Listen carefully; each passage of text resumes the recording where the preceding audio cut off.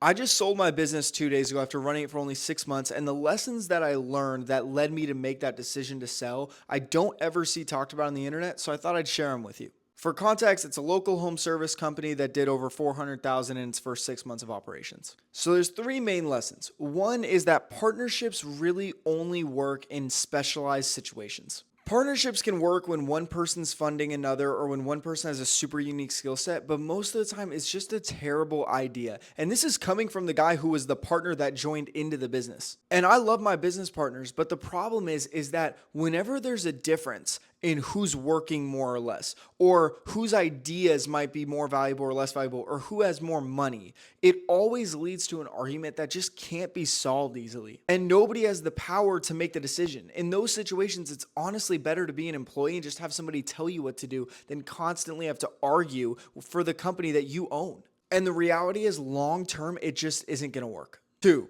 low skill businesses have extreme amounts of competition and low scalability. The inevitable problem with a marketplace is that the lower skill a service is, the easier it is to get into it, meaning the faster you get to make money. Which is really good because, in theory, you're beating out the doctor who took 10 years in medical school to start his practice. But guess what? Doctors aren't worried about the guy next door undercutting his prices. And so for me, realizing that I was really inclined to becoming a financial planner and starting my own financial planning business, I realized I wanted to get into a business where my knowledge, my skill set could actually separate me from my competitors and get all of the fakes out.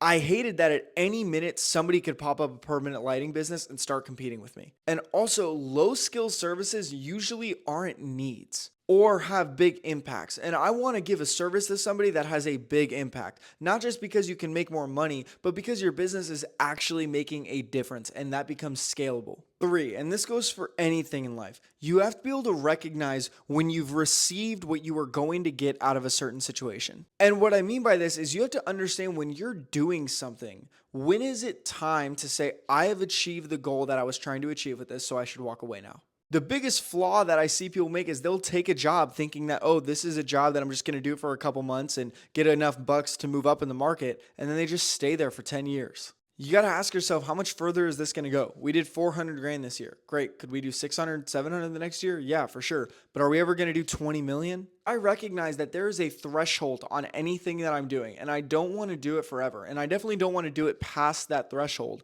Once I pass that threshold, it's time to move on. So I cashed out and I'm on to the next thing. I'm going to become America's youngest certified financial planner and launch the best financial planning business and investment firm over the next 8 months. You guys will be seeing all about it. If you want to grow your investments and learn from an actual investment advisor, make sure to follow.